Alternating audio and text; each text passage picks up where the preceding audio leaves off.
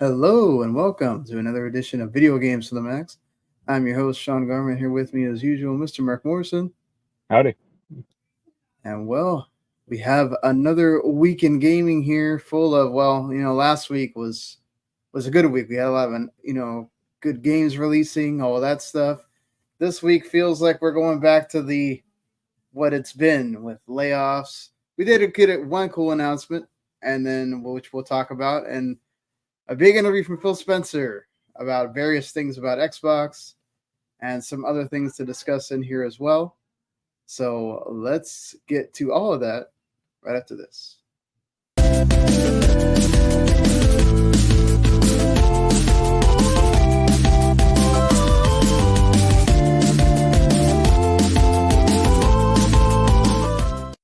You are listening to Video Games to the Max. All right, so really quickly here, let's get this housekeeping out of the way. If this is your first time watching or listening, we do appreciate you. If you've watched this many times, we do appreciate you as well. Make sure you go hit subscribe, follow, all that stuff on the channel, as that helps us a lot. And if you do subscribe, at least on the YouTube channel, you get all of our stuff that we do, not just what we do here at Video Games to the Max. If you're a big entertainment, movie, TV show person, we have an awesome group, the Wireless and Broadcasting folks. They do an awesome job with all of this stuff. In fact, really, a lot of the reason why the channel does so well is really because of them. Just being honest here, and they do a fantastic job. So definitely, if you're into movies, if you're into TV shows, music, all that stuff, go check out all of their stuff. Every time there's like a big movie that just came out, like the Ghostbusters one, for example, they've got the review out there the next couple of days after that. A movie that I watched this weekend, Late Night with the Devil, they also have a review out there for that as well. I might talk about that at the end if we have some time. And yeah, make sure you go check out the Otaku Cafe folks. They do everything that has to do with the new anime. So all the anime that comes out, bi-weekly or every season, they're covering that. So if you're into staying up with the new anime, they talk about that over there. You can also listen to all that stuff on podcasts if you subscribe to each one of the shows, and you'll get anytime we do a show, it'll be there. So just wanted to point all that stuff out. Let's get on with this episode, which is 391 of the show. Marc, anything going on with you? We get started. Playing a lot of Granblue. Granblue. All right. So I guess let's start there then. Sure. How far are you think? And I just unlocked the last difficulty option. I beat the game several times. Level 100, so max level. I'm not optimized gear wise, but I'm getting there. Is it a quick game? Is it a long game? It's a weird game because like the first 10 to 15 hours, like the main story, which is pretty single player, I think. Like I don't think you need to get on multiplayer. Once you beat the story, at least the initial story, the game really opens up and it's like, yo, get online, go play with other people. So I did that, and that is where the bulk of the fun comes in, because it's like a non-shitty version of Monster Hunter that is like fast as hell. Wow. So why do you very eclectic choice of words there? Non-shitty version of Monster Hunter. Why? Because Monster Hunter, it's like animation priority. It's like you can't like cancel out of attacks. A lot of even like the quote unquote fast weapons are like slow, so it always kind of feels like a plodding along game. Also, like you got to hunt on this fucking monster. You can't even like, get online or like, send out the SOS flare until you find the monster. So it's 10 minutes of finding this stupid thing, send out the flare, hopefully get some people inside, then you can hunt it down, which takes anywhere from 5 minutes to a half hour. You're like hacking away bits off and stuff like that. And also like Monster Hunter's online is still insane. Like, I played Iceborne, like that's the last time I played it, and I'm like, this is terrible.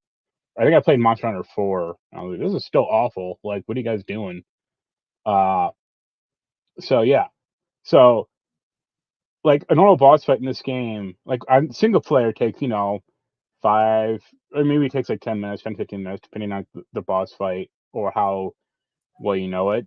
Like online it takes about a minute and a half. Wow. I did one boss fight where it went by so fast. It was like 38 seconds. I'm like, what the hell? Like I turned away for like a second and like the monster's health was like down by like 80%. I'm like, what happened? Like I'm doing my part, but I didn't do that. Like someone else like Yeah, someone just came in and whopper of blasted an really attack. quick. I was like, holy hell. It takes me longer to get into the mission or into like a quest in Granblue than it takes to finish it. Right. So that's awesome. Also, all the characters actually do play pretty differently. There are there's like 16 characters. I'd say only like 5 or 6 are like viable for like the late game part. So I'm playing a dude who has like a big axe or big hammer. And Okay. it's funny because I'm not typically like the melee guy in these games. I like the range characters, but Mhm. he has like this invincible thing where he can just make a bubble of invincibility surround him, which is helpful because you can use it to cheese boss fights. Like when they unleash their ultimate attack or whatever, I can just kind of like power right through it and keep on trucking. Does it is the story interesting at all? Or is it kind of there to It's a whole bunch of like rescuing people from calamities, or like, and defeating this big boss character. Like the biggest problem with the thing is kind of it's not Granblue's problem per se, but it's just anime games. Like you're expected to know a lot of this going in. right, Uh, yeah. so they kind of dump. I mean, they do have like some backstory and stuff, but they just kind of dump you into it. It's like imagine like playing like a Dragon Ball Z game without like any Dragon Ball Z knowledge.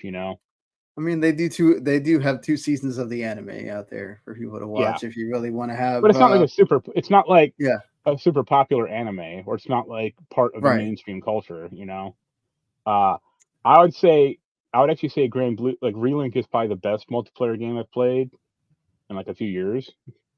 Oh, that Like it's says a just lot. really astounding. It's a little grind heavy in spots, just if you're trying to like hunt down a specific material, or oh, I need this one piece of hair to upgrade my weapon, but this stupid boss won't drop it, so I got to do it like 5 or 6 times. But that's fine. But yeah, it's just so fun to get into like a match and demolish a boss that on your own kicked your ass 3 or 4 times. And it's like, well, now I got 3 other level 100 dudes, and they're all going crazy, like ape shit on this thing, and so am I. So this thing goes on like a minute and a half. Right. So you can beat the game solo, but you won't like You, get I the mean, most out of it if you do. you If have to that's beat all it you do. solo, yeah. Okay. Like, because I don't. I'm not even sure if you can get online with us like by yourself. You might be able to, like, Hmm. technically, if you like get invited to a party or something, but it's like very closed off. And also, like, you have side quests in the game, uh, but they're a little more involved than like just the online quests. I Hmm. mean, they do kind of repeat, but like just the solo quests are like a hair more involved, I guess. But yeah, get online. Like you hit level 50, and that's basically when I finished the game. And I went from like Okay. 50 to 83 in like one night. Wow. Yeah, because I just kept playing on. I'm getting in quests, or I'm getting in groups with like level 100 dudes, and they're facing level 100 bosses, if not higher. And I'm ineffective, but I can stay alive enough to not screw it up, and then getting like buttloads of experience from that. All But right. So yep, I great mean, soundtrack. Uh, visual is fine. It's not nothing to write home about, but it's okay. There's one really cool boss fight that's like against like a Shadow of the Colossus boss, like one of those big things. That's really fun. that's awesome. Like, yeah, I don't know. I've been thinking about whether I wanted to get that game or not because I've heard it's a lot of fun. I think you'll have to, because you'll have to be arguing against me for it to be like way higher on my Game of the Year list than like Final Fantasy VII. Yeah, I did like end up liking the demo when I I played. think the thing is like this game. I don't think. I mean, I know you love it. I don't think Rebirth respected your time that much, or Right. it was this big epic thing that they could have cut down on some spots here and there. Let's be honest. But they're so beholden to like the 7th story that, oh no, we got to have the Junon stupid, soldier mini game, or the Oh, they gotta have dolphin. that stuff in there because you're gonna have, if you change too much, you're gonna have people complaining about That's they took the stuff exactly out. that's Yeah. exactly. Well, okay, how about like the dolphin mini game shit, or like the weird frog thing under Junon. You I'm play okay like, with it because it balances out and it's quick enough, and they don't force you to get like the highest score. It's literally just okay, kind of do it once to I mean, understand what it is, and they force you to get the higher score or the highest score if you want to get like the item that it has, because you never know when you might need whatever right, but you stupid thing don't it might. have to get it. Yes, I missed some of the weapons because I didn't get the highest score on some of the mini games, but it doesn't really matter unless you're gonna tell me that for some reason, which I don't know why my camera is not working. Like I don't want to, it's one of these things where I don't understand why that's all of a sudden important, where I don't think I'd be very surprised if the third game continues on from the second game. Like where all your stuff goes on and everything else. Like I have I a mean, feeling they're going to end up you mean like plot wise or like gear no, wise? I meant like they're not going to let your save carry over and you have all your stuff. Oh no, Like, yeah, because they didn't even do that with this So one. So unless you really want to 100% the game, it won't make any sense as to why. Which you can't currently do on the digital version, just funny. Yeah. But I don't. I Relink is just like a good like breath of fresh air. Like even like compared to Tales of Arise, which I really liked a lot. Like this is like so much faster, and this gets you into it. Like if you really wanted to, you could play Blitz to the story mode in like 8 hours, and then I was like, all right, now it's game on for the multiplayer. Yeah, I can understand that. I mean, that's good that those things exist so that you have, and you're not the only one that said that. I've heard a lot of people when this game was out, because this was like one of the first aside from like a dragon that was out this year. A lot of people were Right. playing it at the beginning of, oh, this game actually makes me want to play Monster Hunter, but I know I'm not as good at Monster Hunter as I would be at this game. So I kind of like this game better, That's because and Monster Hunter is bad. Like I just and that's well, fair if you don't like it, but Monster Hunter yeah, is like deliberate. That's the thing. This is much more yeah, like a hack and slash. Actually have fun at the game, not oh I gotta study the stupid dragon pattern of attack for 3 hours and figure it out. right. It definitely wants you to study what it is and know it and everything else. Yeah. It's almost like a fighting game, somewhat in that way. Of you got to know what you're doing. You cannot just kind of Yeah. hack it in there and do whatever. Right. I haven't gotten to. I downloaded it. I haven't gotten to play. That was my plan for today, but I didn't get up early enough to play the Stellar Blade demo. So that will have to be for next week, I guess. Yeah. Sorry about that, folks. So I haven't played anything. I'm still hacking away Or at the more previous Rebirth. review. It's No, it's I'm funny. still hacking away at the review. Really. Oh, It's funny. Everyone I know, including you, hates the chocobo riding or the the chocobo racing. Well, I'm the one going like, it ain't that bad. I'm the one who didn't like the combat, or just kind of got bored by that. I well, got it to is train him. Mario Kart. It's just you got to figure out the one chocobo and the gear that you need to be on and all that stuff to make it work. Yeah, I just looked up a guide for that. I'm like, all right, I'll use Yeah, this chocobo for these races. I wound up just like looking up the video of whatever the story sequence is for that, which is actually one of the more interesting ones. I did want to know what happens to him and his dad and all that. Yeah. Right. But I was trying to do that one for the date because I was like, oh, this one actually affects Tifa. And then I was like, you know what? I'm just going to go do the other one, the one in the battle arena in Corel. And then I died like 10 times doing the Aerith fight with the Bomba Bombs. Yeah. And I finally had to figure out how that worked. I think I ended up putting the block and the dodge material on her to finally be able to. I know there's an easier one that I found out now as I saw somebody was also struggling with it, that you can just put the elemental and fire equals HP absorption thing, and you would just absorb all the fireballs. But that's an easy one, I guess, to do. But yeah, I mean, that's the thing, is like there's a way to make a lot of these mini games easier for you. The Chocobo riding one and the Chocobo flying one, they actually had to fix it in the patch because some of those things are not, they wouldn't grab, like you'll go right by it, you'll touch it and it won't hit it for you. So it's, and that actually it affects you with the flying ones, you know. Yeah, that Chocobo flying one's terrible. So it's like I did the 3 that, you know, I got like the high score like the first two, or at least the first one, and then I was like, this is awful, you know, like I don't care that much. I still haven't, that's one of the like 2 that I still haven't finished, 2 or 3 I still haven't finished, because I was like, I just don't feel like frustrating myself with that. But speaking of this, since we're already on it, I am going to have a spoiler cast with Randy Hayes, who I had on before the game came out, Andrew Agress from Outer Haven, and another person that I'll wait till we do the stream, because I don't want to announce it and then something happens. So that'll be Tuesday around 6:00.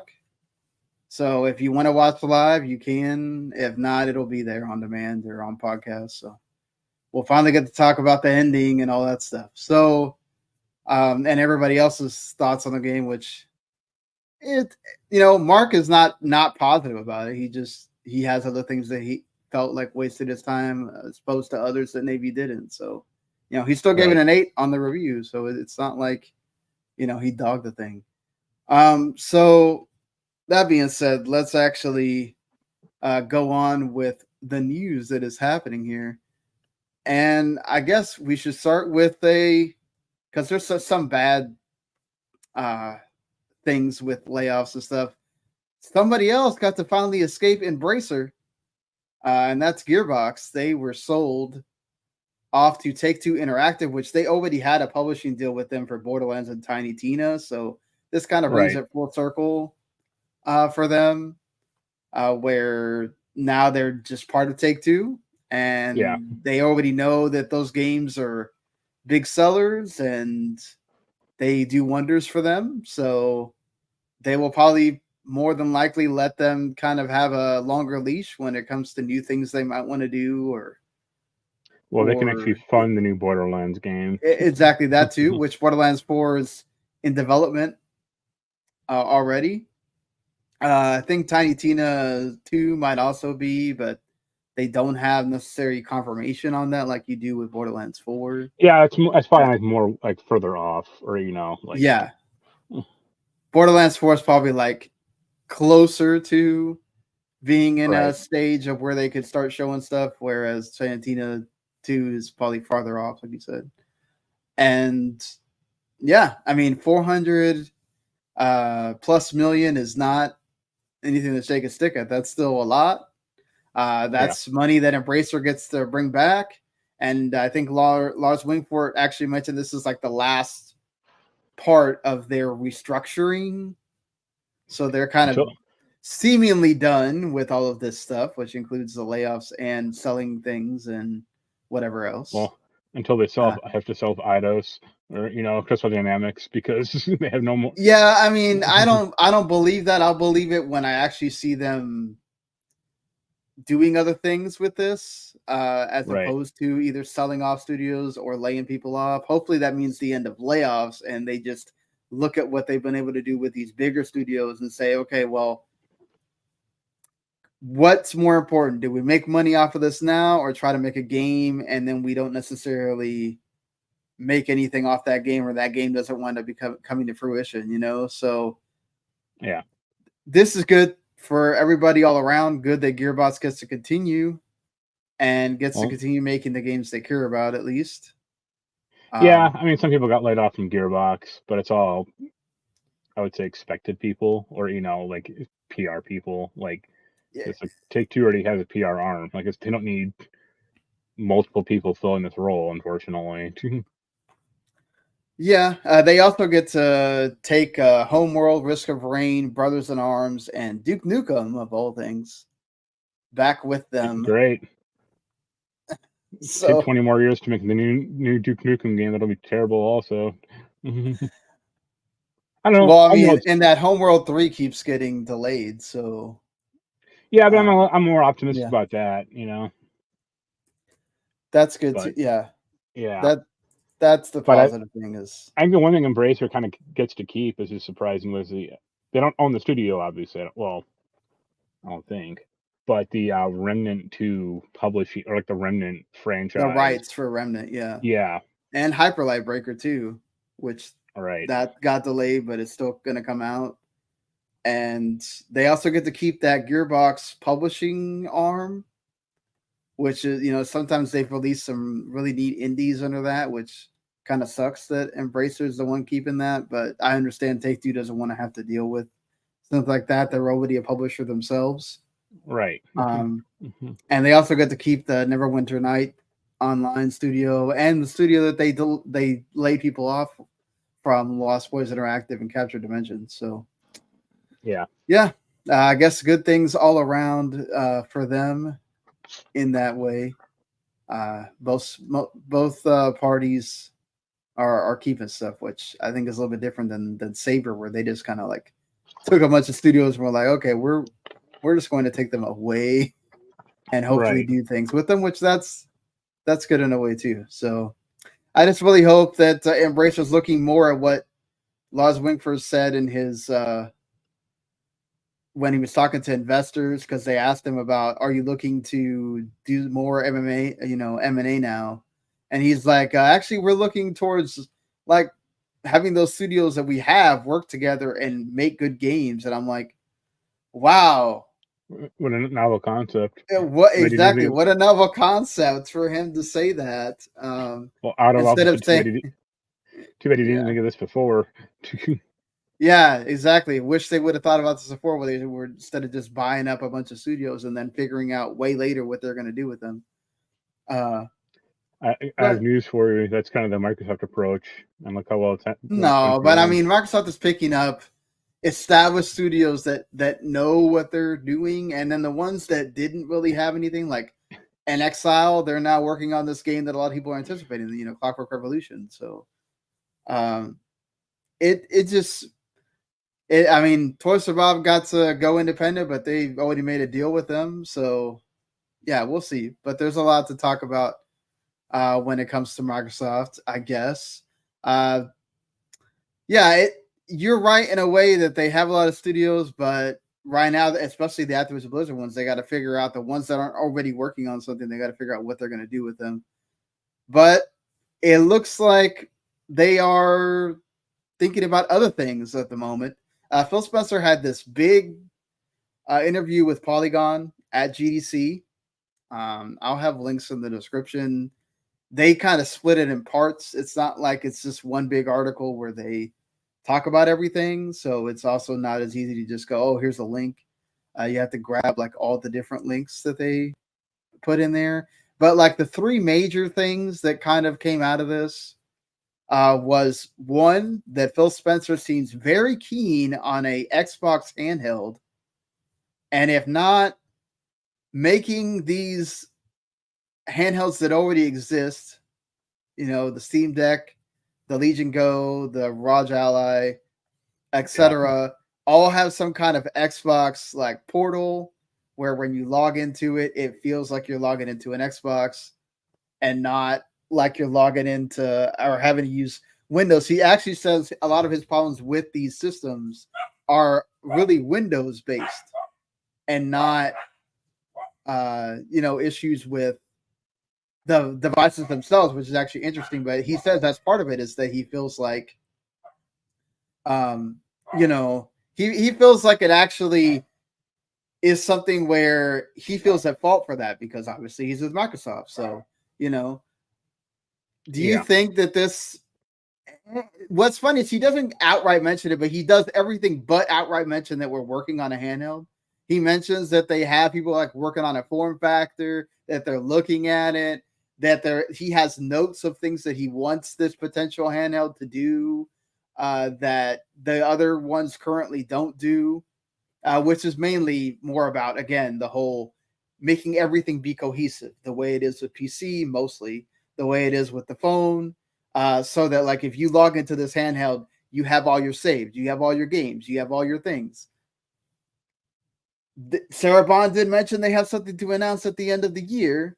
Do you think this is it? Do you think it's an Xbox handheld and Phil's just trying to be coy about not saying we're working on it? No. If anything, it'll just be the Steam Deck will never do this. If anything, it might be some Microsoft badged ROG Ally or some offshoot of the Lenovo thing that doesn't suck, and go, here's ours, and that's about it. I mean, they could go that way. They aren't making their own, I can tell you that. I don't know. I feel like he's hinting too much at there being too many issues that, like you said, a lot of these other hardware companies don't have to work with Microsoft to that extent, right? I mean, it is their, like for the Windows ones, it is their app. They can finagle with it whatever they want. Obviously, Steam Deck, you have to have some kind of backdoor thing right now to get into it. And Xbox might look at that and go, is it really worth for us to pony up the money to make it actually be native on Steam Deck and do all of that work, or should we just have our own? And maybe it's just a better version of the portable. Or no, like I said though, the Steam would never allow for that. So yeah, like screw you. Like we don't need you, and B, we don't want you. Yeah, I mean, I definitely they don't need them. I don't know about they wouldn't want money if somebody is giving it to them willfully at that point. And it's not like you're not buying the Steam. If Microsoft goes in and pays the money to make this an app that works on the Steam Deck without you having to do all this backstore stuff. I mean, if it was just like an app, maybe, but like, Game Pass will never come to, Steam. No, it wouldn't natively come to Steam, right? It would be like the Xbox app triggers your Game Pass stuff and you have to do everything through the app. But the way that the PC app works, I wouldn't count on that because they can't even get the PC app to work that well. Yeah, but considering how much they want, Game Pass subscriptions or, whatever, like that's all they care about. And yeah, the most popular handheld PC isn't going to let that happen. So, but I do see this with, a lot of the talk about the Xbox hardware and what they should, do is just get the Game Pass and the Xbox games working on the PlayStation Portal.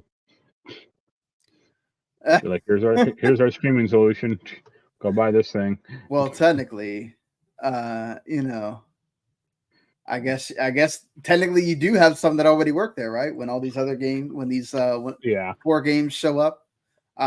So that being said, they do mention this because Steam is a PC storefront, and he doesn't mention Steam obviously because, like you said, Steam doesn't need Microsoft for this at all.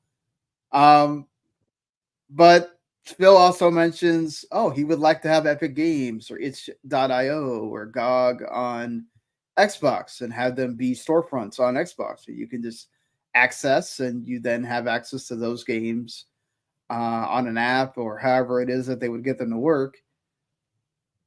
Do you see this as being a win for Xbox if that were to happen? Is this just like them trying to mitigate lost sales for the hardware? Like, is there any incentive for these companies to put these things on Xbox anyway? Like, where do you see this coming from? The only incentive I would see would be like itch.io, because it'd probably give them like a much bigger name, or association with like a popular thing. But GOG, I don't see it happening because most of GOG's games you need a mouse and keyboard. It's I mean, they are adding Xbox. They are adding mouse and keyboard support now. So, but I think that's already there for the. They're adding it, I think, for the Game Pass app on your phone and on the. I wouldn't see Epic either, because if Epic wouldn't want to give up. Their Microsoft would probably want more money, or more profit sharing than Epic wants to give up, because they're also 30%, I think. So yeah, it'd be interesting as thanks Scott for watching live. Do appreciate that he does mention that it would be a really big hassle to put Steam to get Steam getting to work with Xbox natively. So it could work as like a cloud gaming thing, sort of like, I guess, the way it does now, or the backdoor thing you have to do now. But yeah, that's something interesting that Xbox would have to work out, right? Because you're technically still buying those games on that store. All that Xbox is doing is allowing for the store to be part of the Microsoft store that is now on the console. So would Xbox really be getting anything other than, I could say, what, like, oh, you're going to get 5% or something like that? And how would that even work? Do they then have to make their own deal with the company? Is this all just with Epic and GOG? Right. Scott mentions that Epic has like an online DRM that does checks. Yeah. So that would really be a big thing for it to work. It can't be worse than the current solution they have for the Diablo 4 Game Pass, where you have to have like Battle.net running in the background for the PC version. It's like, but that makes sense so that you don't lose all your stuff you have on Battle.net, right? But like, do you? If it's for Game Pass, why should it matter? It should just be running through like the app. Because, well, for one, that PC app sucks. And secondly, there's a lot of people that are not. It's just like you always say, right? You don't want to deal with Epic Storefront or whoever Storefront. So why make those people that don't want to deal with any other storefront but Battle.net then have to go through the Xbox app? Because the people who already are like that already have Diablo 4 and Battle.net. They already like bought it. So that doesn't exist. It's the people who like, oh, I have Battle.net, or I have Game Pass. I can go grab Diablo 4 on PC. Wait a minute, now I have to use Battle.net to launch this thing. Wait, why? I mean, I also think it's a way to get you to know that there's the other games that are there. So what? All 4 other Battle.net games? Like, who cares? It's like, it's not going to go, oh, I can finally play Hearthstone. I never heard of that before. Well, technically Hearthstone's free. But like, yeah, it just, I think that it's more about that. It's more about functionality of just, okay, everybody's used to Battle.net. Like, let's not remove that and have everything go to the app. Maybe there's less load on the app as well if you're not using it to, then, Scott mentions clear they wish you'd go back to Overwatch, make it popular again. Yeah, we'll talk about that in a second. So yeah, I don't know if this is really going to end up working. It feels like a lot of wish listing from Phil, right? It's like, oh, this is the stuff I'd love to see, but will it actually happen? I don't know. I mean, no, because Microsoft's also barely. I mean, they never 100% got into it in the first place, but they are making less and less hardware as the years go on. So, what is it going to be like a Surface branded? Just some old Surface tablets rebranded to be Xbox. I mean, they lose money on those Surface tablets, but they still make them. So, it's the same kind of MO that people are using about like, well, this is why they keep making Xboxes, because even though they lose money, it's like they have the money, they have the ability to keep losing money on it. But Phil does mention that that's part of it, because they keep losing money on the boxes. They can't then continue to do these things with exclusivity, and they have to find money to circumvent that. So all of this is that. It's, I want PC storefronts in order to be able to get more money in that way. I want to give games to PlayStation so that we can get more money in that way because people are not buying the box, right? But we got to keep making boxes because then people don't subscribe to Game Pass because that's your majority of your people that subscribe to Game Pass. So it feels like he's in a big conundrum there with all of that. If that was like the rationale, mine would be like how many years or how many, not even millions, but billions of dollars you have to lose before you just say fuck it and give up, or to focus on the thing that actually makes you money. Because, and I'm making a dent now. I mean, right? They, arguably the 360 was the biggest one, or and that's still, it made a money, but it still didn't even like win out that console generation, at least in the long run. So Xbox One is a disaster, and the Series S and X, they're being outsold like 5-1 by PS5, or like at least 4-1. So it's like what why continue, or like, and he can go like, oh, we want games to be on everywhere, everywhere all at once, or whatever the fuck he wants to say, but it's like no. Yeah, everywhere all. We'll start doing a Phil Spencer time travel moment to where he goes back and fixes the problem with the Xbox One. And he's right. like, oh, he assassinates Don Matrick on stage, and it's just like Deadpool and Wolverine. So no, and I mean, and that's the point too. You also have, look, we don't know what dev this is. So I want to make this clear that this report by Chris String is his personal account of him having gone to GDC and talked to a dev or some devs. We don't know who those devs are, that he says that they wonder why the hell they wasted their time putting their game on Xbox, because now they're not really seeing much of a profit from that. And if, let's say, this is a continuation of more devs do this, we've already seen another game that was supposed to be coming to Xbox.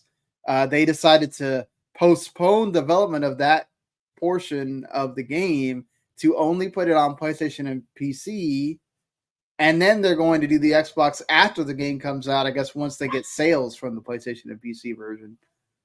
Yeah. So, and if they don't wind up canceling at all, and that's a thing that has that became a big snowstorm. And then we also had some announcement from a certain indie devs that are then saying that the well has dried up, the golden parachute is gone as far as Game Pass. Right. Yeah, Scott notes that it was a large dev and a small dev. But exactly, he didn't say who it is. And the thing is, it only takes these little things to eventually, well, it would probably take a long while before, like, say, Ubisoft or EA decided that we're not going to put a game on Xbox of their like known franchises. Maybe there's maybe there's like a small new game or whatever that maybe they decide not to, but this does have like a trickle down effect or trickle up effect in a way if you start seeing this happen a lot.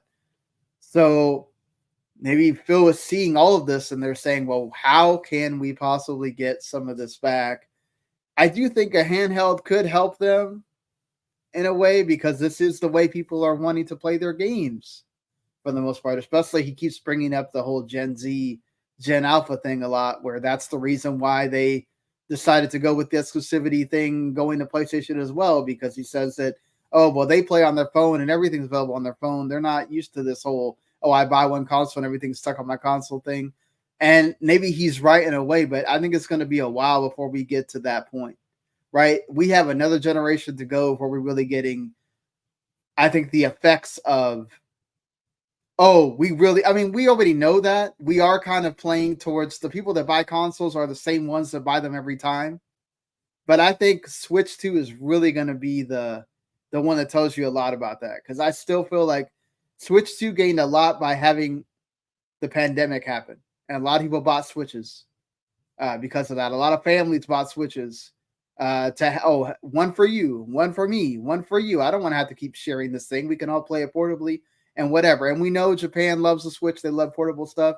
There are people that love that part of gaming, but it'd be interesting to see, does Switch 2 get anywhere near the numbers the Switch 1 did? And I think we can start kind of painting a picture there of, you know, no, I mean, Nintendo didn't cause the pandemic to sell Animal Crossing on the Nintendo Switch, but the pandemic helped because everybody was inside, right? And so Animal Crossing was the big game that came out when we really started having to be in our homes during that time, right? It's the same thing of, I feel like we really can't compare the numbers to Rebirth to Remake because there is some of that that's helped by the fact that, number one, Remake was the first one, right? So you're getting that nostalgia of, oh my God, I get to play this game that I haven't played since 1997 and whatever. And then also a lot of people are in their homes, right? So why not pick it up? I wouldn't have had time to play this game if it was my regular everyday life, but I'm not going anywhere for months. So why not pick up a bunch of these games or these systems or whatever that now probably lay dormant, sitting there, not getting played that much, or they went back to playing their old regular stuff they play with their friends. So I do wonder if we're going to see, is it going to be like it's still big, right? Like it's still going to be a 3DS to DS situation where you still had a lot of 3DS sales, right? But it didn't quite match that number. And when are you going to get a lot of the same people buying that console again? Or are you going to get a lot of different people buying that console again, and how well they're going to be able to do that? So yeah, it would be interesting to see if Xbox made their own handheld, if that gets people that maybe don't want to go buy a box to sit in front of their TV, but they'll buy it for their kid or they'll buy it for themselves. Now they have the freedom to go around their house, play this game, still be with the family, sit around and watch TV, and you could play the same game that you would if you bought it on Xbox and not have to stick there in front of the TV. So I do think there's I've always said that there's a hook to portable gaming. I think it makes sense. It's a reason why it's big. It's the reason why mobile gaming is big. That's because you're obsessed with it, but most, Well, I'm not now. I used to be, right? But now I'm playing everything in front of my TV because I'm working from home. I'm not really going out that much to a situation where I need to have that. But in the past, yes. That's also most people, or, so. Yeah. Well, I would disagree that families, if you want to spend time with your significant other, but let's say y'all want to be in the same room, watch something, but you're not necessarily wanting to do the same thing, right? We know this. I know this from being with my daughter all the time. If I were not in a movie theater where they make you sit in darkness, if I try to watch anything with her on the TV, what's she doing? Okay. She's like half watching it, right? So that's a way a lot of people kind of do things together now. Is like you're not necessarily both sitting on the couch watching the thing. You got your wife or girlfriend on the phone on TikTok or something, and you're doing something else, or you're actually watching it and kind of like she's half watching it or whatever. So I do think that these portable things have other reasons to exist, other than just, oh, well, I want to go on the bus and play something on my Switch, and that's part of the reason why they're big, is people are seeing them. This is a way of gaming that is growing. It's not slowing down, or there wouldn't be so many people making these. And it wouldn't be bad for Xbox to get into it, but I wonder if by the time Xbox gets into it and it comes out, will it make a difference? And I think that's the thing that Phil Spencer is hoping it does, right? If he can get all of these things to work at once, along with continuing to open up Xbox to definite other things, can it work? And we'll see. That's really the last hurrah they have at this point. Is, if this doesn't work, can you go backwards? that's another problem is they're also. I mean, if they announce something, they're going to make it a handheld. It's already it'd probably be seen as them just chasing a trend, or right. if not copying Nintendo, all their user handhelds, copying Sony. And it doesn't matter if it's a streaming device or a native device or whatever. But like, yo, this should have happened 5 years ago, or this should have happened. You should have been the trendsetter, not you got one also. As opposed to the other 4 or 5 other handheld computers or gaming things out there now. No, you're definitely right about that. Could they have decided instead of partnering with all these different ones, right? They even partnered with that Logitech G cloud gaming thing that like went nowhere really quickly. Right. Could they have just decided to make their own thing instead of saying, "Oh, well, let's be the nice guy on the block and work with everybody"? And yeah, if I can already play my Xbox games on the Rog Ally or the Legion Go or backdoor it on the Steam Deck, do I really have an incentive to buy it for the Xbox other than I want to have my own native Xbox thing? Yeah. But the Xbox then will have cool green LED lighting. But you see, we just talked about it last week, how the Sony can't keep the Portal in stores, right? Sony can't keep the Portal for, the Portal is a very hard to find item. If you have your own Xbox version of this that isn't tied to the system itself, but it's just a thing you can play if you have Xbox stuff, wouldn't this sell even more then at that point? Well, there'd have to be games that people want to play on the Xbox portable. So that's the other problem. I mean, yeah, that's true. Also, right? But they're doing that. This is supposed to be the year where they bring out the games people want, right? So, if you could tie all that together, who knows? Maybe it is a revolution for Xbox in a way. And Sony's supposedly working on their own version of this as well. So it's not like they're that far behind. If they can get it out there before the PlayStation 1, maybe it does help them, especially if they can get it out there before the PlayStation and before the Switch. That's even better. But because once the Switch 2 comes out, man, it's going to be hard for people to have these portables. And then also, what are we talking? Where's the price? Right? Where's the price with this? Is like, are we talking about a $600 machine? Are we talking about a $400 machine? That right. That's another thing as well. So moving on from all that, I'm sure this will continue to be a thing that Phil will keep talking about, or we'll hear more about. Opine about, but nothing will actually change. Yeah, I mean, I still think that this is part of that whole thing that they're announcing in the fall or whatever. They already said they're already working on the next box. They have to have something besides just announcing a mid-gen refresh, which I don't even think it's that. Yeah, they got that white Xbox Series X. That's going to blow everyone away.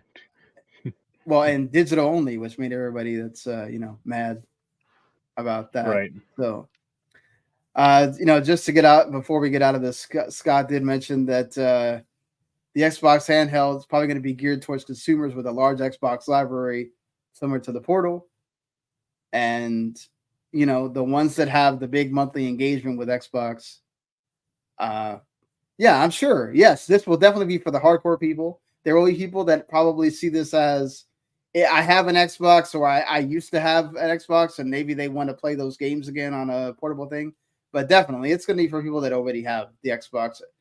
I don't like, unless they're going to make it very, obviously the point is to make it very Game Pass friendly, right, as well. So if you can get it to where, okay, well, here's this portable machine that you can play with Game Pass, and you don't want to use your phone.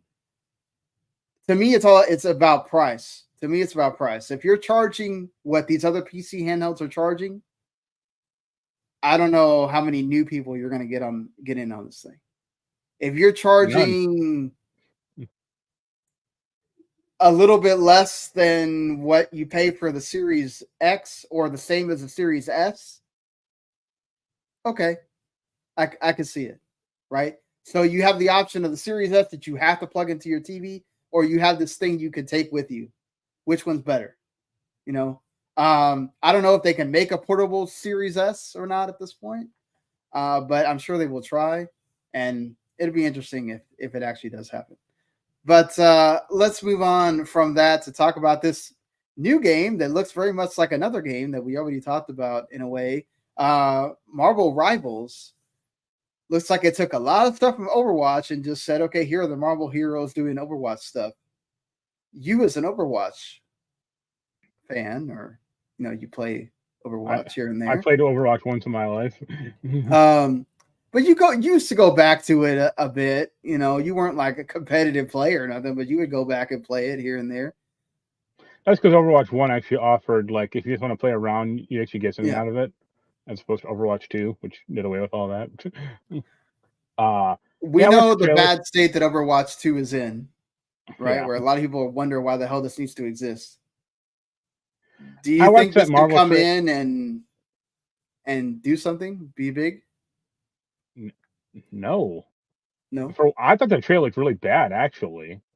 I was like, they managed to make a game that, like, Marvel Avengers looks better. Marvel Avengers looks better than this thing. Like, what happened? I mean, this is also not a finished version of the game. So. Yeah, but even like the basic concept of like, wait, why are these people, having to face like, oh, Doctor Doom 20, current version, the old version are forcing people to fight. It's like, what? I don't know. I'm sure for like some people this will be fine, but I'd rather just have them bring back like Marvel heroes. Yeah, I mean, I thought it looked fine. Like, Scott brings up Overwatch 1 was much more engaging to small terms of playtime every day. Overwatch 2, you have to play for like 2 hours. Yeah. To get progression. Overwatch 1, it's like, oh, queue up, and like the first like it's basically like a daily login bonus. Like the first time you queue up, you get a loot box. It's like, cool. I only have to play like one match, or if I'm on a roll, I can play a few more, but that's fine. Yeah, but Overwatch 2 has a season pass model where it's like, oh, you got to play 2,000 matches to get to fill this battle pass. It's like, I don't want to do that at all. Like, I mean, it does have some cool things about it, right? Like I'm sure there are many people that probably thought about this at one point. And number one is also should mention it's made by NetEase, which they have a lot of experience with their own kind of games, and they've done stuff with Call of Duty and Battlefield, and the thing is they also do Diablo Immortal, which has a lot of MTX and other things, very pay to win. So hopefully this wouldn't be like that. The thing that I find cool, obviously, is I'm sure there are a lot of people that wish, oh man, what if we had an Overwatch type game with Marvel heroes, right? Now, obviously, this isn't at the height of Marvel peak fandom. This is at the kind of middle. We're at a weird point with Marvel fandom and the popularity where it seems to be like we don't know really where it is. It's going down. And they are still pumping up the fact that, oh, there's the MCU in here. And there's a lot of these characters, right? The ones Black Panther, Spider-Man, Hulk, Iron Man. There's some ones that maybe you don't, like Luna Snow and Galactica and Penny Parker and things like that. I actually view the MCU thing as like a problem. Yeah. Like, because people want like the classic Wolverine or classic Iron Man. Right. I mean, Iron Man you can kind of get away with, but like, I mean, they can sell you those skins also. No, and believe me, I'm sure they will. It's not like, but I think it's just like the problem, like the Avengers game. Like they're like, if they wanted to be accurate, they should have called it the MCU Avengers, like the MCU. That'd have been a better game, or a better name for it at least. But the Avengers name has that like classic like 1960s aesthetic, and people think the Avengers think of that kind of, right? And that's not what that game is, or how it looked. So, and we've also seen where Marvel Snap flourished without having to have the MCU moniker attached to it. Like there's other Marvel games that have done well that don't need to have that attached to like it. So Spider-Man, yeah. Well, okay, but Spider-Man is a whole different Spider-Man is a whole thing by itself. It always has been, really. Yeah, but I mean, they made those Spider-Man games for the Xbox that were directly tied into like those Sony, movies at the time. Mm-hmm. But yeah, they're not having. I mean, the where Marvel excels at is like the characters themselves, not tying them Right. all these characters to like this one movie universe. It's like, who gives a shit, really? Right. I mean, You're not even having like the movie character, like the movie. It's not like Iron Man is making it his 40th movie or anything. Like he did, a handful of movies and he's out. So that's it for yeah. Iron Man forever. Well, that's what they say. We'll see. Right, until they pay Robert Downey Jr. $40 million to come back as Iron Especially Man. now that he's gotten his Academy Award and stuff. I wonder if maybe he's like, yeah, I can go back to doing going back to doing this stuff. I've got my plaudits now. Right. He may go the other way and just want to get more. But well, the thing is, this is going to draw eyes, right? Whenever it finally does come out, there's going to be a closed alpha in May, so there'll be more information of this pretty soon. Yeah, I don't think we need to like go crazy on this trailer. It's a 2-minute trailer. I don't want to show it because somehow, usually, if it's not from some game trailer, if it's not from a game company, a lot of times it'll get flagged, and I don't feel like dealing with that. right. So, but still, there's a chance this could become big, because there's that loophole that, like, as Scott mentioned, you have to play, the game for 6 hours or whatever to get the equivalent of what Overwatch 1 used to play for, you have to play for 6 days straight for something you could do in hours, and because they're all, they want it to be like this, like, oh, you're playing this game forever, or you're playing this game, until the end of time or whatever. It's like, yo, I don't want to play. Yeah. I don't. That's why I like Granblue Fantasy, because I mean, even with the multiplayer, I'm happy with it just being a 10 to 15 hour storyline. I don't need to be 100 hours. Yeah. So. Yeah, and that's fine. Yeah. Shorter is fine. I mean, I much would rather recommend Granblue to someone than like Rebirth. I mean, Rebirth is great. Don't get me wrong, but it goes on. Or even like Persona 5 or something. Like, a game I really love. It's like, how much time do you want to invest in this game? If you have 20 hours, Rebirth or Persona 5 or Persona 3 Reloaded or whatever. Right. That ain't gonna cut it. You'll get like, a fifth of the way through the game, be like, all right, I'm good. Yeah, I mean, Rebirth's also bad as well because you have to have some type of care. Yeah. For Final Fantasy VII in general, and care about that franchise, because you're not going to get absolute jack about what's going on with the story if you don't pay attention to a lot of stuff.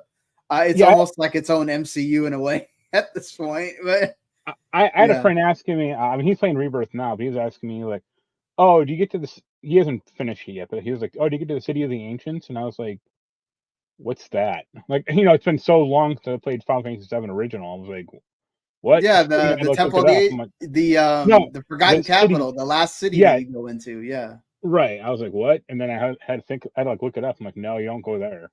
Like, you do, but you don't really get to explore it like you do in the original, because they're saving that for part 3. Right. So, which makes sense, because in the original you have to go back there anyway. So, and they also wanted to have the cliffhanger that they did or whatnot. So, getting back to this really quick, he says, plus, yes, you can do like 2 missions to be done with for the day. Granblue Fantasy Relink is peak. So he totally agrees with you. Yes, Scott has been on the train of Granblue Fantasy Relink a lot as well. So yeah, you know what? This is gonna work for a while. Will it have staying power? I think that's the thing that they're gonna have to figure out something that can they make this really easy for people to get into that didn't play Overwatch before, or the people that are going to come over this that are playing Overwatch 2 that are, sick of that and want a reason to not have to play that game at all. Will this be able to to help with that. And this is going to be free to play, so that brings in people as well. I think the bigger problem is if you don't want to play Overwatch, which is valid, there are there's already Valorant, there's already Apex Legends, there's already a half dozen other decent, good shooters out there, and they might have the Marvel license attached to them, but that's kind of tainted at this point a little. Yeah, it's not like they, even if you get Iron Man and the Hulk and all these characters, it's not like they're going to be voiced by Mark Ruffalo or Robert Downey Jr. or whoever. It'll be voiced by. But I mean, are their voice lines really going to matter? You're going to be playing the same game over and over with them. Yeah, because you literally buy fucking voice lines in Overwatch, so it kind of does matter. Or like taunts and shit like that. Yeah, you buy those, but I feel like you deal with things like this in Fortnite, right? And you're not necessarily always having the characters. But if they had this and they had like Chris Evans voicing Captain America, and one of his voice lines you could buy is "That's America's ass," I might give it a shot. But then they're not going to do that, so screw them. I don't know. I the fact that NetEase is the one doing this and not like Disney or whatever, I think that they're definitely trying to. They're definitely going to try to do this on the cheaper end, and just to get people to see if they can. Wow, they're selling refurbished Xbox Series X consoles for $150. What, at GameStop? I was on Woot. Okay, but yeah. Yeah, I mean, you can go and trade that thing in and get like 375. I think I saw somebody get now if you wanted to. So I saw the GameStop ad, or they trade in for value. If you trade in a PS3 Slim, they give you a full penny for it. That's more like them saying we're not going to take. Right. I think, but yeah. It's like I'll give you 10 cents for it, man. I got 9 extra cents. Why not?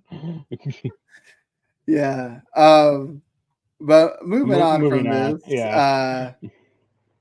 Hey, if you want a rumor that could be true, possibly, because this guy actually has a good record of when it comes to Resident Evil games, saying he's an insider called Dust Golem, that he likes writing things about Resident Evil games or Capcom games in general, and he brings up a point that a lot of times Capcom will kind of make decisions in threes with games, right? So they're exploring this open world concept, and they did it with Dragon's Dogma 2, even though Dragon's Dogma 1 already really had a lot of this stuff. Yeah, they just got to refine it in this game. But Monster Hunter Wilds is sort of going in that direction, and he points to that. And he also says that Resident Evil 9 could possibly be the other game that is going into this open world kind of direction. Resident Evil has really never been an open world game. They had those big sections and village that you could explore a little bit.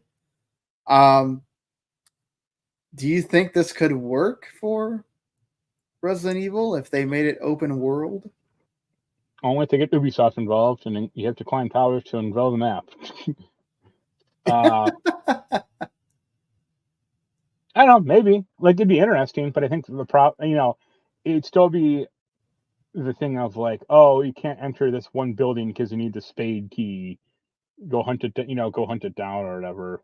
Right. I mean, that's kind of like what Resident Evil 3 Nemesis was, really.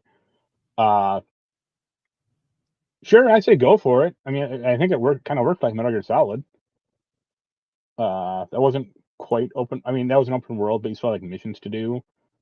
I guess I'd be more interested, like, from like the story perspective, or like who you play as. Like, would it just be someone new, or would it be, would you create your own character like Dragon's Dogma, or would you? No, I think I think you definitely play like a character. I don't know if he Rose or not from 7 and 8 or whatever stupid daughter's name was, or would you just play as like, here's Chris Redfield again for the 9th time? Yeah. All right. Could they possibly make it to where like it's an everyone game? Like, isn't 6 like that? Where like you have a bunch of the different. Yeah, the six was guys. the bad one Yeah. where you get Leon and Chris. So And, yeah, you could just bring in Leon and Chris and Claire and all of them. And be like, hey, you just get to choose who you want. They all have different runs that you can make. Resident Evil Ultimate. Everyone is here. right. Good one, Scott. So no, could it work? I'm sure they can make it work, right? They could just make the main quest where you have to go search for the keys, or I'm sure they can make side quests where you have to solve puzzles and things like that. Yeah. You know, could they have it where you have random monsters coming at you and it's not just all like, oh, I'm having to go through a part like where you really do have to worry about that? Yeah, I guess. I guess a problem with that also, this might be of like balance, like how sectioned off would the world have to be? Like, oh, you went in the wrong building now, and now the tyrant is after you, or like, because I think a lot of Yeah. those games are like, they're more methodical RPG-ish kind of, Well, yeah, definitely. not Those like, two are both RPGs. So, like, yeah, would you be not like making Resident Evil 9 the RPG at that point? Like, right, or do you have like level requirements? Like, oh, you can only access this part of the city for like level 16 Jill. yeah, that would be interesting if they did that just to see how it would work. Yeah, that's one of the things I really am enjoying about Dragon's Dogma 2 that almost gets me to the point of like wanting to buy it is seeing the randomness. Like just the oh man, I'm fighting this ogre and here comes this griffin and here comes this other thing like wanting to kill me, and then the pawn just walks off the bridge and dies, and like it just feels so like anything can happen in that game. And if they were to do something similar to that with Resident Evil, that would be kind of interesting just to see how that goes. Monster Hunter, you kind of already have that in a way, even though it's still more about fighting the big monster, right? But you Right. can still have those kind of organic moments. Yeah, Too, there where are the like smaller come in. monsters occasionally you can Yeah, go up against, but it's not like integral to gameplay or anything. right. So yeah, if they're doing it, I'd be happy to see what they're doing with it. Just really quick, forgot to mention this at the beginning, but if since it's about the next time we do the show, it'll be out there for you to grab. They announced the April PlayStation Plus games. Minecraft Legends is going to be one of them. Skull the Hero Slayer, which you reviewed, Mark. Yep. And Immortals of Venom. Yep. After all the talk about I guess this helps the studio get money after the developer came out and said what a mistake this game was and everything else.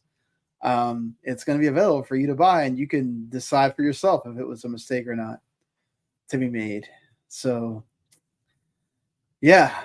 Also, really quick, because we've talked about this a few times here with what Remedy's been doing, but they did release new details on the Codename Condor game, which is going to be a live service game. It will not be free to play. It will cost you money to buy. It is going to be made with that Northlight engine, and they're putting about 25 million to euros in it to start out. Yeah. Seems like the story is going to revolve around the oldest house is in lockdown, and you got to figure out what's going on in there and kill the monsters and other things that are operating in the house. Right. Yeah. So, what do you think about a Control live service game? You think this? I mean, it might be interesting. I guess it's a more thematically a more interesting setting than most of this crap. Because I'm sure Jessie will be in there, and she'll be like kind of the overseer or another one directing you where to go. Right. Create your own. I'm sure it'll be like you create your own agent, and it'll have classes like, oh, I'm the damage dealer, so I have more telekinesis than other classes, or I'm the flyer, so I can hover around and do shit like that. I don't know, I'd be fine, but I just got like a weird Assassin's Creed Brotherhood vibe, like because they had that multiplayer co-op mode or multiplayer mode in that, or is it competitive? And that was a cool mode, but it didn't last too long. I think like only one other game had it, and then they're like, all right, we're done. So I got a feeling like this will come out, be popular for like a month, and then everyone will just kind of move on. Yeah, this to me is almost like them saying they're doing the Horizon live service game, the Horizon multiplayer. Is kind of like, okay, this could work. It's like I guess the question is like, who's actually asking for this outside? Like, what are the customers asking for this? We know the shareholders are, or the publishers, or who the fuck, whoever controls the money. But like, how many emails do you get per day going like, Horizon's cool and all, but I'd really like to do is join up with my buddies and hunt down monsters that way. Yeah. Like, I mean, Horizon, I could see it because some people do enjoy the fun of like hunting down the robot. Yeah, I guess, but stuff. or like Control. Right. I mean, it's not like Control doesn't have like super big boss fights. Control, I don't see anybody really going around going, man, you know what? I really wish I could go in here and show off kill off a bunch of monsters. Yeah. I with the level 12 jacket, I got to show it off now. Yeah, like that's not. But hey, if Remedy's trying to get this as a way to make money, so they can fund more of their single player stuff as they said they wanted to do, right? See, I think the thing is it's stopgap because they're gonna probably reuse a lot of Control's assets as far as like architecture and graphics and stuff like that. So they're just gonna throw in the online part. It's like, remember Alan Wake's American Nightmare? Yeah. Like, they only had 3 locations for that because it was a cheap game. Yeah, it was DLC. It's those early days of DLC when DLC was actually really DLC. Well, that was standalone though. Like that was separate. So, but yeah, they're like, okay, we only got 3 locations, so we gotta gin up a way to like keep revisiting these locations every time, so people attempt to get their full money's worth out of this thing. Yeah. So I mean, I hope it does well just because I like the series and everything. If it was $20, sure. If it's 50, probably not. Yeah, price is going to matter for this as well.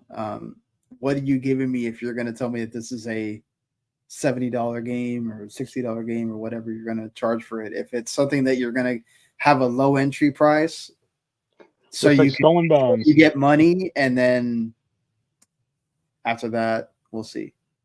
Yeah, just like Skull and Bones.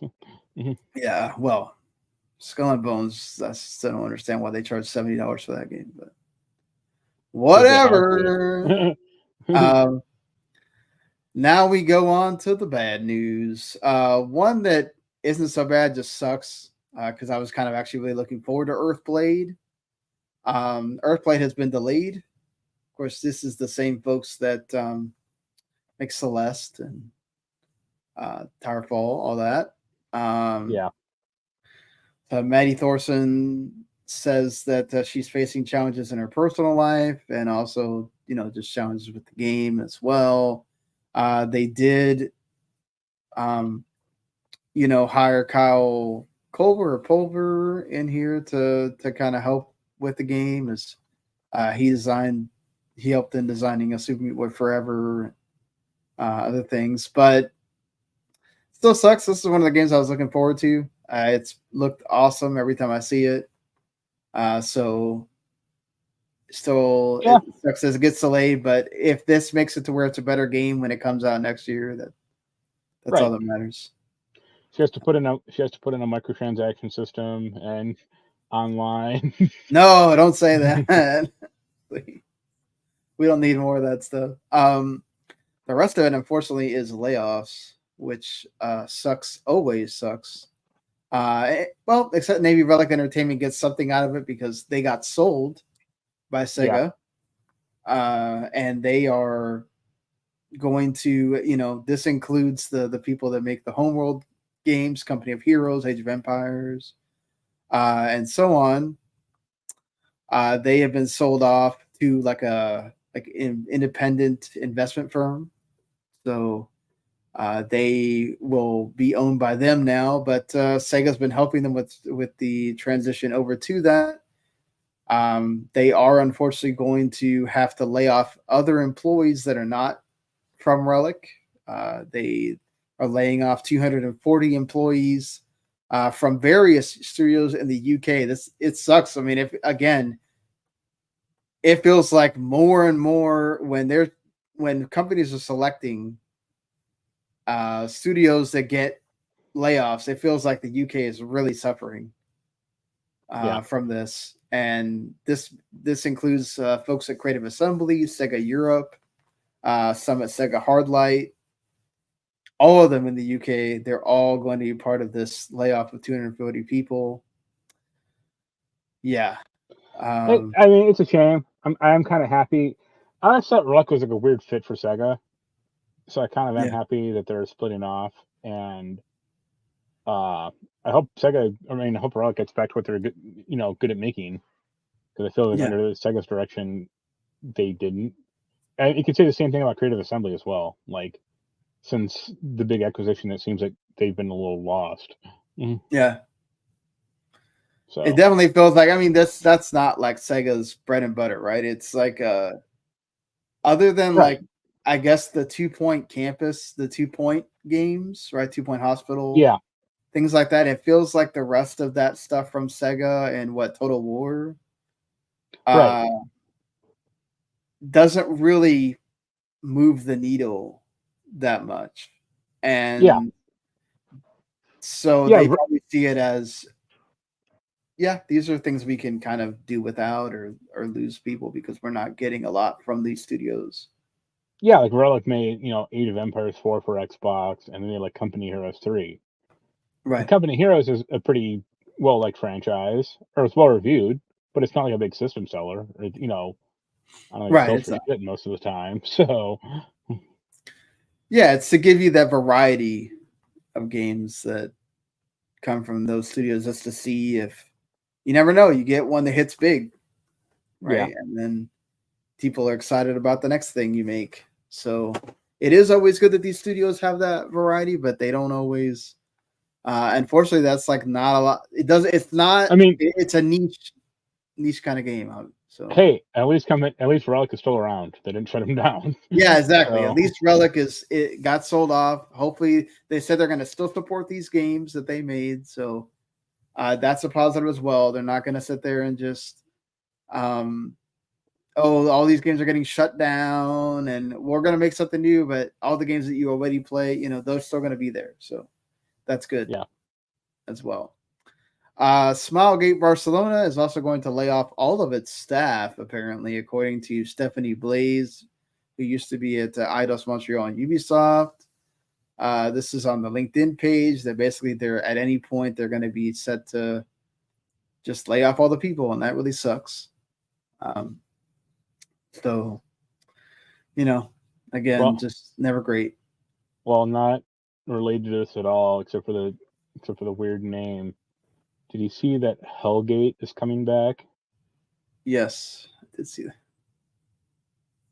I was like stunned. I was like, what? Like, why?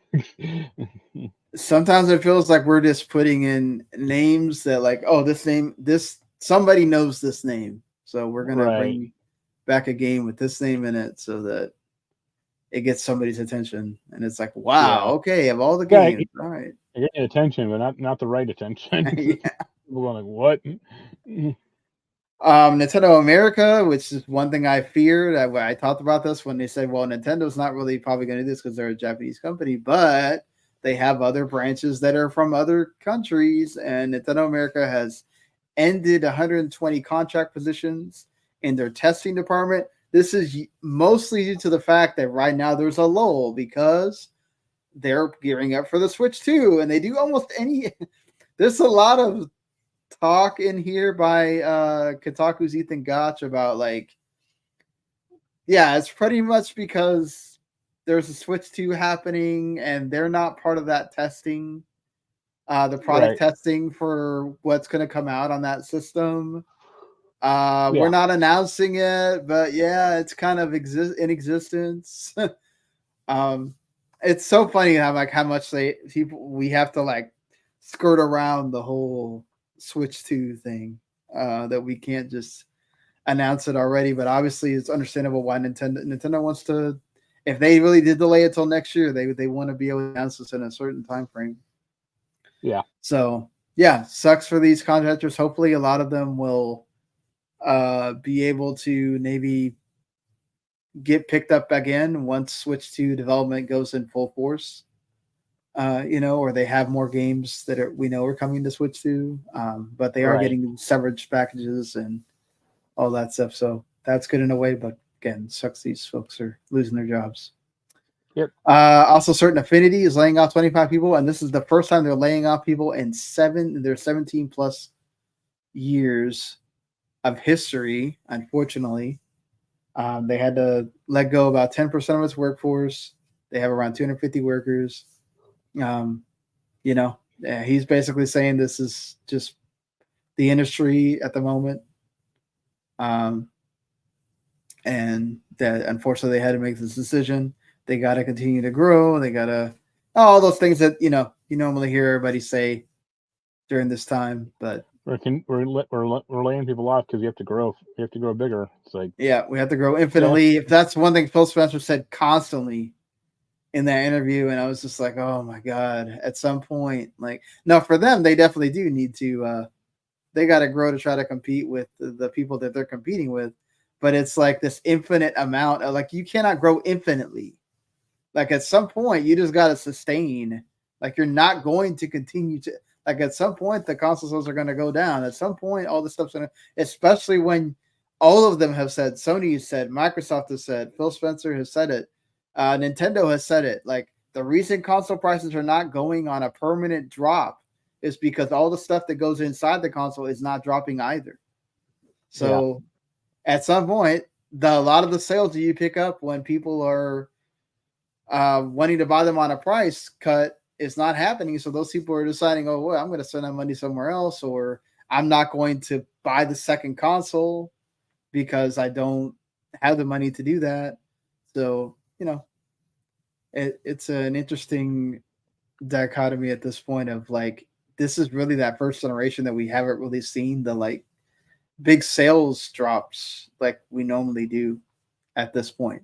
We're talking about, we're not fully 4 years in, but we're 3 and almost a half years in. And okay, we've had Xbox have a really good sale during the holidays, and PlayStation kind of knocks their thing on sale in various regions or whatever here and there. But it's it's not, oh, hey, PlayStation 5 is now $400 and the digital is now $300. That's not happening. Right. Yeah. So that is a big deal in itself as well. That, you have to think about. Well, anything else you want to discuss here before we end the show? Go buy Relink. Yeah, go back with plans to Relink. I'm sure that will be. It has been on sale already. I'm sure it will be on sale again. I think PlayStation's doing their spring sale right now, so go check that out. They do a sale every week. Yeah, it's so hard to keep but track. they're doing this is one of their big sales, whatever that's lasting for the whole month. Yeah. So I'm sure that they will do what they normally do, which is they add in different games every week or something like that. That's what I kind of don't like. Yeah. So you have to kind of pay attention, because next week it'll be some other games that are on sale, and the big ones that were on sale may not be on sale anymore. It gets you to come back to that thing constantly. So that being said, I guess going to games that are coming out in this week ahead. You have this really cool indie called Pepper Grinder that's coming to Switch and PC. That's actually out right now. Honestly, I forgot to mention. Open Roads is out on Game Pass and everything but Switch. That's that narrative game that has Caitlin Dever and, oh my god, I can't remember her name right now. She's in the Americans and Carrie something. Russell? Yes, Carrie Russell. She plays the mom. So yeah, you can definitely go check that out. The F-Zero Maximum Velocity comes to Switch Online. So if you wanted to play that, you definitely can. We're getting into that part where it's very much like March, where April is going to have some things in between, but it's all kind of stuffed at the end of the month again. So this is kind of we're sort of just making it till then. You just have the big releases with the the major 3 that came out like last week. So this week is kind of like you get smaller stuff coming until you get the around the 23rd ish where you get the big games. So yeah, for sure, everybody, if you haven't gone and played one of those 3 and you're interested, definitely go do so. Yeah, nothing that I'm really other than like Withering Runes, which looks in it like an interesting horror RPG. That looks pretty decent. And Freedom Planet 2 is coming to console. So I like the first Freedom Planet. So folks should go. Yeah, that was fun. I remember that. Yeah. And Turbo Golf Racing, I think that's going to be on Game Pass also. That's coming as well. So, all right. Well, that's it for the show this week. Hopefully, y'all enjoyed it.